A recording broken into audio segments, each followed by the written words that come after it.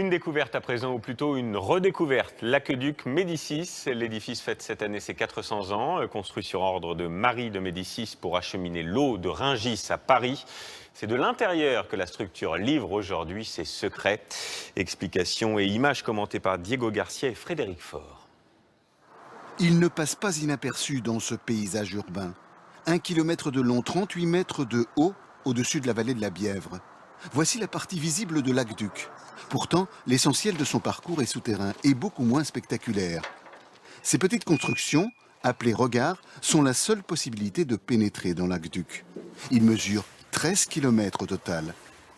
C'est le monument le plus long de France.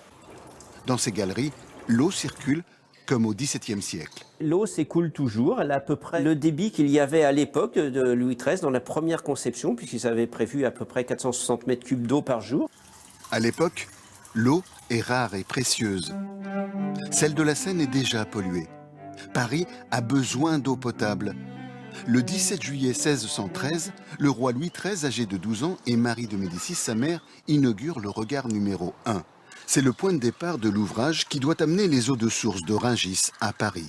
Un chantier pharaonique. Il y a eu 500 à 600 ouvriers qui ont travaillé sur cet ouvrage. La construction va durer 10 ans et 10 ans après, de l'eau va jaillir dans le palais du Luxembourg et dans des fontaines à Paris.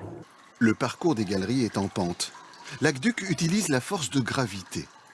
Arrivé au 27e et dernier regard, appelé Maison du Fontainier, dans le 14e arrondissement de Paris, l'eau est partagée. Cet endroit est stratégique, l'eau est rare sous l'Ancien Régime, donc lorsqu'elle arrive ici, elle va directement dans le bassin du roi qui est prioritaire pour le palais de Médicis.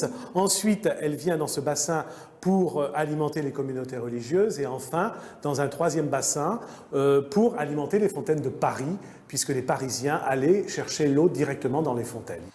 2 siècles après sa construction, l'aqueduc ne suffit plus. Les Parisiens manquent toujours d'eau. Alors, en 1840, l'ingénieur Belgrand superpose un autre aqueduc sur le Médicis pour mieux alimenter la capitale. Jusqu'en octobre, différentes manifestations sont organisées, comme l'exposition photo à Paris, dessus, dessous. En surface, les regards, en dessous, l'eau dans les galeries.